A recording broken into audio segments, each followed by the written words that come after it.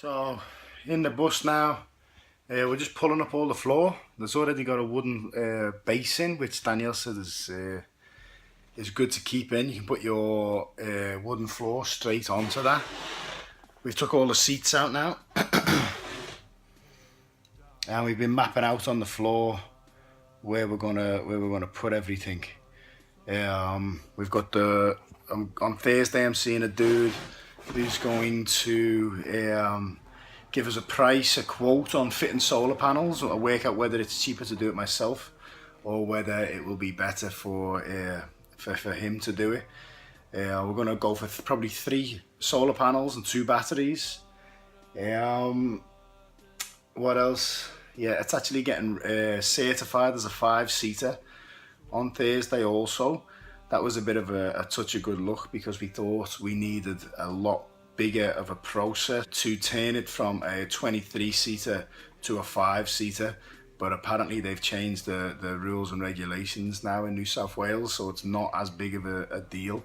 So I'll let you know how that goes also.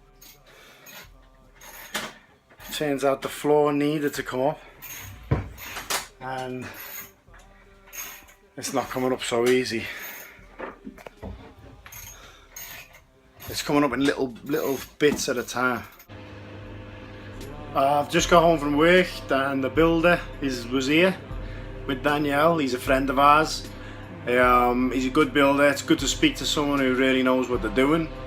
And he's just giving me a bit of a rundown on what I need to do. He's in the house now with Danielle, just discussing some of the ideas that she's got and whatnot.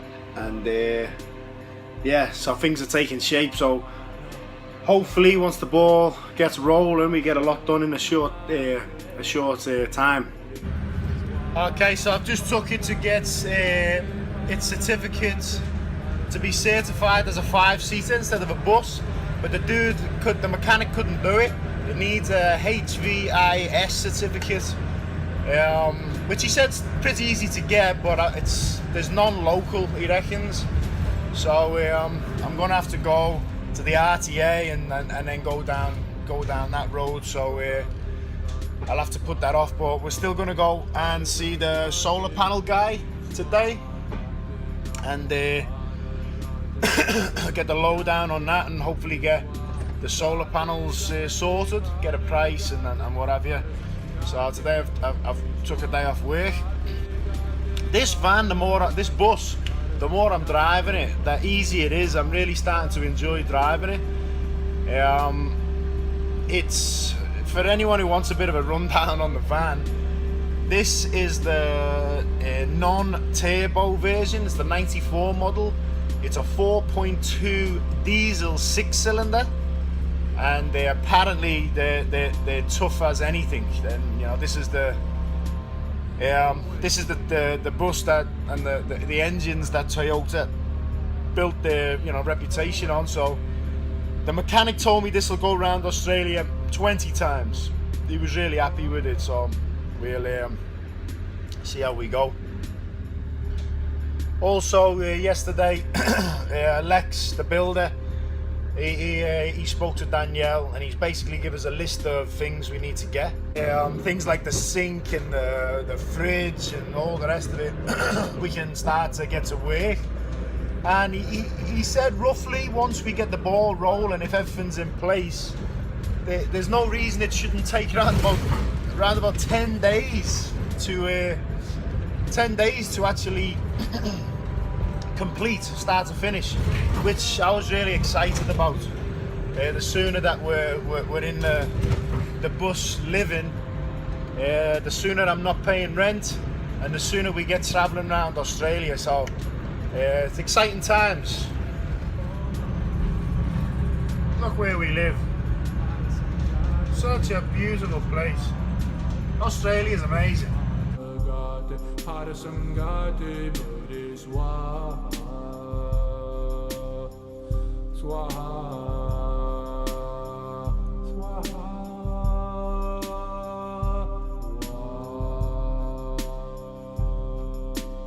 Here's the big girl.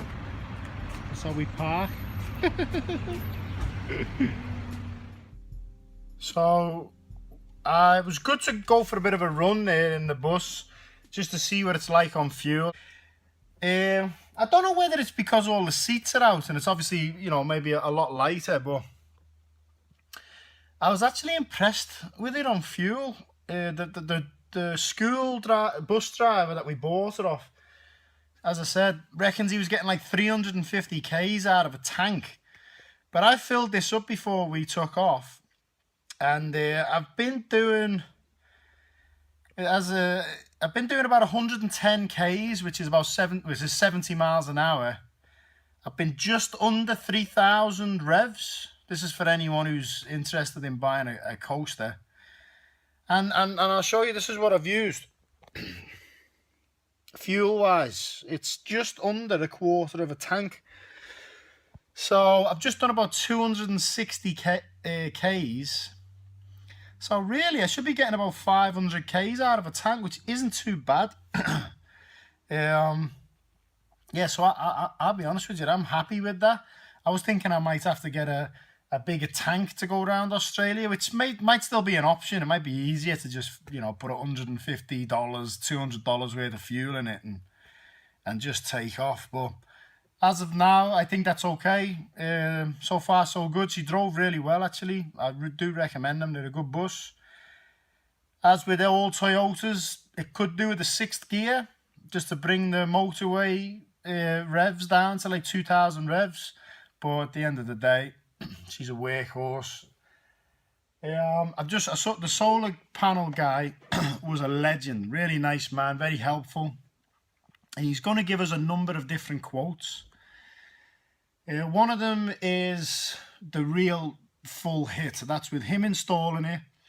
That's with 3 solar panels, 2 batteries, but also linked up to the engine as well, so that if we don't have any sun, whenever we're moving, whenever we're driving, we're charging the batteries.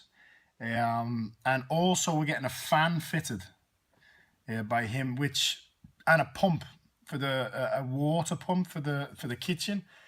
His water pump and his fan is the same one that me and Danielle have been looking at online, and they're considerably cheaper from this guy.